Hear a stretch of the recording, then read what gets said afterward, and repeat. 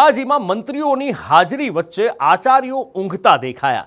ગુજરાત રાજ્ય આચાર્ય સંઘની બેઠક અહીંયા મળી હતી અને એ બેઠકમાં મંત્રી પ્રદ્યુમન વાજા, કમલેશ પટેલ ભાષણ કરી રહ્યા હતા અને એ દરમિયાન આચાર્ય ઊંઘતા કેમેરામાં ઝડપાઈ ગયા. બેઠકમાં 10થી વધુ આચાર્ય ઘોર નિંદ્રામાં જોવા મળ્યા. આચાર્યો ઊંઘતા હોવાનો આ વિડીયો વાયરલ થયો છે અને તર્ક વિતર્ક શરૂ થયા છે. મંત્રી પ્રદ્યુમન વાજા અને કમલેશ પટેલની હાજરીમાં આચાર્યો ઊંઘતા નજરે પડ્યા. એ દરેક આચાર્ય અહીંયા દેખાઈ રહ્યા છે. એવું લાગી રહ્યું છે કે જ્યારે મંત્રી વાત કરી રહ્યા છે, એમના વિચારો રજૂ કરી રહ્યા છે અથવા તો કોઈ શીખ આપી રહ્યા છે, પણ આ આચાર્યોને એમાં રસ નથી. અથવા તો એવું પણ બની શકે કે એમની ઉપર કામનું ભારણ કંઈક વધારે જ આપી દેવામાં આવ્યું છે અને એટલા માટે કામના ભારણ નીચે કદાચ આ આચાર્યોની બપોરના સમયે આંખ લાગી ગઈ હોય, અથવા તો બની શકે કે આ ભાષણ પહેલા કોઈ ભોજન સમારંભ થયો હોય અને એની અસર પણ અહીંયા આગળ આ સમારંભમાં દેખાઈ હોય. કારણ કે ખૂબ ગંભીર વાત અહીંયાથી સ્ટેજ ઉપરથી કરવામાં આવી રહી હતી અને એ દરમિયાન વિદ્યાર્થીઓના જીવનને જાગૃત કરવાની જવાબદારી જેમના પર છે એ આચાર્યો ભર નિંદ્રામાં સૂતા નજરે પડ્યા હતા. ઘણા બધા સવાલો અહીંયા ઉઠે છે કે જ્યારે આચાર્યો, આ એક આચાર્ય સંઘની બેઠક છે, મંત્રી ઉપસ્થિત છે, મંત્રી ભાષણ કરી રહ્યા છે અને એ દરમિયાન એ મીઠી નિંદરમાં કેમ? શું એમના પર કામનું ભારણ વધારે છે કે પછી એમને આ બધી વાતોમાં કોઈ રસ નથી? ઘણા બધા સવાલો અહીંયા ઉપસ્થિત થઈ રહ્યા છે. પણ આ બધા વચ્ચે કેમેરામાં કેદ થયેલા આ દ્રશ્યો ખરેખર ચોંકાવી જાય એવા છે. અને કોઈક લમણે હાથ દઈને સૂતું છે, કોઈ ગાલ પર હાથ દઈને સૂતું છે. એક આચાર્ય સાહેબ તો ચશ્મા કપાળે ચઢાવીને પછી સૂઈ ગયા છે. આ બેન પણ નીચું માથું નાખીને સૂઈ ગયા છે અને ઘસઘસાટ આ 10થી વધારે આચાર્યો અહીંયા સૂતા કેમેરાની અંદર કેદ થયા છે. મંત્રીજી ભાષણ આપી રહ્યા છે અને મંત્રીજી ખૂબ સારી વાત કરી રહ્યા છે. એવું પણ નથી કે મંત્રી પ્રદ્યુમન વાજાનું જે ભાષણ છે એ કોઈ એવું બોરિંગ હતું કે જેનાથી ઊંઘ ચડી જાય. ખૂબ સરસ બોલે છે, ખૂબ સારા પ્રવક્તા છે, ખૂબ સારા વક્તા છે. અને એ જ્યારે કહી રહ્યા હતા અને એ વખતે કેટલીક મહત્વપૂર્ણ વાત પણ એ કહી રહ્યા હતા. વિદ્યાર્થીઓના જીવન ઘડતરમાં આચાર્યની શું ભૂમિકા હોય છે, સ્વાભાવિક રીતે આચાર્યો સારી રીતે જાણતા જ હોય તો જ એક શિક્ષકથી આચાર્ય લેવલ સુધી એ પહોંચી શક્યા હોય અને શાળાઓની જવાબદારી આખી એમના માથે, એમના ખભે આવી હોય. પણ એમ છતાં પણ જો આ 10 જેટલા આચાર્યો સૂતા ઝડપાતા હોય તો સવાલ એ થાય કે આ મીઠી નિંદર અથવા તો આ ઝપકી આવી જવાનું કારણ શું છે? શું મંત્રીની વાતમાં એમને રસ નથી કે પછી કોઈ બીજું કારણ છે? કામનું ભારણ આમ પણ શિક્ષકો ઉપર ઘણું બધું છે. સરકારી શિક્ષકો જ્યારે કોઈ પણ કામ કરતા હોય, એમનું આમ તો મુખ્ય કામ તો વિદ્યાર્થીઓને ભણાવવાનું છે, પણ એની સાથે સાથે સરકારી જે કામ આપવામાં આવે એ કરવાની પણ એમની ફરજ છે. એવું જ્યારે લખાઈ ચૂક્યું છે ત્યારે બની શકે કદાચ એમની પર કામનું ભારણ વધારે હોય, અથવા તો આ ભાષણ શરૂ થાય, સમારંભ શરૂ થાય એ પહેલાં કદાચ એક સરસ મજાનું જમણવાર પણ થયો હોય અને પછી બપોરના સમયે જો કદાચ આ ભાષણ ચાલતું હોય તો આવી એક ઝપકી પણ આચાર્યોને આવી ગઈ હોય.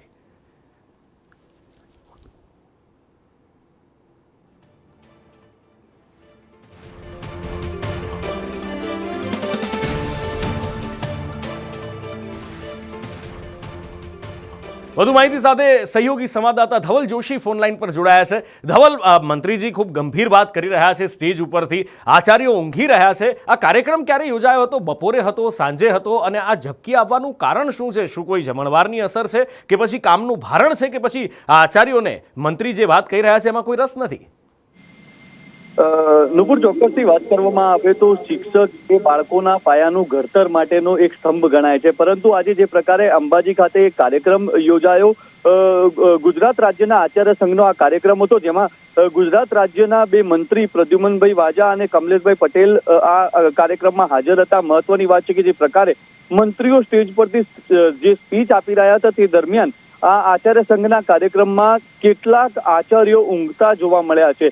એક બે આચાર્યોની વાત નથી, 8 થી 10 આચાર્યો આ વિડીયોની અંદર સ્પષ્ટપણે જોઈ શકાય છે કે કાર્યક્રમ ચાલુ છે, એક તરફ મંત્રી સ્પીચ આપી રહ્યા છે તો બીજી તરફ આ આચાર્યો ઘોર નિંદ્રા માણી રહ્યા છે. ત્યારે કહી શકાય કે મંત્રી સાહેબના કાર્યક્રમમાં જે પ્રકારે આ સ્થિતિ સામે આવી છે તો શાળામાં શું સ્થિતિ છે તે પણ વિચારી શકાય છે. જે પ્રકારની આ ગંભીર બેદરકારી કહી શકાય, જે પ્રકારે એક તરફ મંત્રીઓ ભાષણ કરી રહ્યા છે તો બીજી તરફ આચાર્યો ઘોર નિંદ્રા માણી રહ્યા છે. ત્યારે અત્યારે તો આ વિડીયો જે પ્રકારે વાયરલ થયા છે ને, આ વાયરલ વિડીયો અત્યારે ખૂબ જ તેજીથી બનાસકાંઠા જિલ્લાના સોશિયલ મીડિયામાં ખૂબ જ તેજીથી વાયરલ થતા જોવા મળી રહ્યા છે. આવા બેદરકાર આચાર્યો સામે અનેક સવાલો છે તે પણ ક્યાંક ને ક્યાંક ઉઠતા જોવા મળી રહ્યા છે. નુપુર, બિલકુલ ધવલ, માહિતી બદલ આપનો આભાર. એટલે સવાલ એ છે કે શિક્ષકોને આવી ઊંઘ કેવી રીતે આવી શકે? વધુ માહિતી સાથે મારા સહયોગી કૃષ્ણા ન્યૂઝ રૂમથી મારી સાથે લાઈવ જોડાયા છે. કૃષ્ણા, મંત્રી વાત કરી રહ્યા છે, ખૂબ ગંભીર વાત સ્ટેજ ઉપરથી થઈ રહી છે અને જેમના પર સમાજ ઘડતરની જવાબદારી છે, કૃષ્ણા, જેમના ઉપર વિદ્યાર્થીઓના ઘડતરની જવાબદારી છે, એ આચાર્યો અહીંયા સૂતા જોવા મળી રહ્યા છે. તો આમાં દેશનું ભાવિ ઉજળું કેવી રીતે થાય, એ સવાલ અહીંયા મનમાં સ્વાભાવિક રીતે ઉઠે. જી બિલકુલ નુપુર, આ સવાલ તો થાય કારણ કે આપણે દર વખતે જ્યારે ગુજરાતના શિક્ષણને લઈને સવાલ કરીએ છીએ, જો કે આ મુદ્દાને થોડા અલગ રીતે પણ જોઈએ કારણ કે આ સીધો એની સાથે નથી સંકળાયેલો, પણ તેમ છતાં પણ આચાર્યો, જેમ હમણાં આપણે વાત કરી કે જેમની જવાબદારી વિદ્યાર્થીઓમાં એક ચેતના ઊભી કરવાની છે, એમને જેમની જવાબદારી સોંપવામાં આવી છે એ આચાર્યો, જ્યારે બે મંત્રી સ્ટેજ પરથી ભાષણ આપી રહ્યા છે, આટલા મહત્વના મુદ્દા પર તેઓ ગંભીર વાત મૂકી રહ્યા છે અને એ સમયે એક બે નહીં, કારણ કે આવા વિડીયો આપણે પહેલાં પણ જોયા છે, એ સંસદમાં પણ આપણે જોયા છે કે સાંસદો ક્યારેક ઊંઘતા ઝડપાય છે, વિધાનસભામાં પણ આપણે જોયા છે કે ધારાસભ્યો ઊંઘતા ઝડપાયા હોય, પરંતુ અહીંયા બે મંત્રી સ્ટેજ પરથી ભાષણ આપી રહ્યા છે અને આ બધા જ આ ગુજરાત રાજ્ય આચાર્ય સંઘની બેઠક હતી અને એમાં જ્યારે મંત્રીઓ ભાષણ આપી રહ્યા છે ત્યારે એક સાથે 10 આચાર્ય 10 શાળાના આચાર્યો આવી રીતે ઊંઘતા ઝડપાતા હોય તો સ્વાભાવિક છે કે સવાલ ઉઠે કે તેઓ પોતે કેટલા ગંભીર છે આ મુદ્દાઓને લઈને, કારણ કે આ શાળાઓના શિક્ષકો હતા, શાળાઓના આચાર્યો હતા અને મંત્રીઓ પણ એક ક્ષેત્ર સાથે જોડાયેલા હતા, એટલે સ્વાભાવિક છે કે વિદ્યાર્થીઓના ભવિષ્ય સાથે, શિક્ષણ ક્ષેત્ર સાથે જોડાયેલા મુદ્દા પર વાતચીત થઈ રહી હતી અને એ જ સમયે આ બધા જ આચાર્યો ઊંઘતા ઝડપાય છે, એટલે એ એમની ગંભીરતા પણ દર્શાવે છે અને આ સાથે સાથે એ સવાલ પણ ઉઠે છે કે જે વિદ્યાર્થીઓને જીવંત કરવાની, ચેતના જગાડવાની, જે વિદ્યાર્થીઓના ભવિષ્યને લઈને એમની નીતિ ઘડતરની વાતો થતી હોય, એવા સ્ટેજ પર, એવી જગ્યા પર આચાર્યો ઊંઘતા ઝડપાય તો એ કેટલી શરમજનક તસવીર છે. કૃષ્ણા, માહિતી બદલ આભાર. આચાર્યો ઘસઘસાટ ઊંઘતા ઝડપાયા છે અને ઊંઘે પણ ત્યારે છે કે જ્યારે મંત્રી ભાષણ કરી રહ્યા છે. મંત્રી ખૂબ ગંભીર વાત, આચાર્ય સંઘની બેઠક છે અને એમાં સ્વાભાવિક છે કોઈ એલફેલ વાત તો થતી જ ન હોય, વિદ્યાર્થીઓના ભાવિના ઘડતર વિશેની વાત થતી હોય, શિક્ષક કઈ રીતે વિદ્યાર્થીઓ સાથે વર્તી શકે, શિક્ષકે કઈ રીતે વિદ્યાર્થીઓમાં ચેતના જગાવવાની હોય, એ બધી જ વાત થતી હોય. વધુ ચર્ચા કરવા માટે પ્રદેશ કોંગ્રેસના મુખ્ય પ્રવક્તા ડૉક્ટર મનીષ દોશી અમારી સાથે જોડાયા છે. મનીષભાઈ, સ્વાગત છે આપનું સંદેશ ન્યૂઝનું. જે સ્ક્રીન ઉપર દેખાય છે ઘણું બધું કહી જાય છે, અને શું કહેશો? કામનું વધારે પડતું ભારણ કહેશો કે પછી બિલકુલ કોઈ ચિંતા જ નહીં, એકદમ નિશ્ચિંત મનથી આ લોકો સૂતા છે આચાર્યો અને કોઈ જવાબદારી નથી, કે પછી મંત્રીને પણ ગંભીરતાથી નથી લેતા? કઈ રીતે જુઓ છો મનીષભાઈ આને?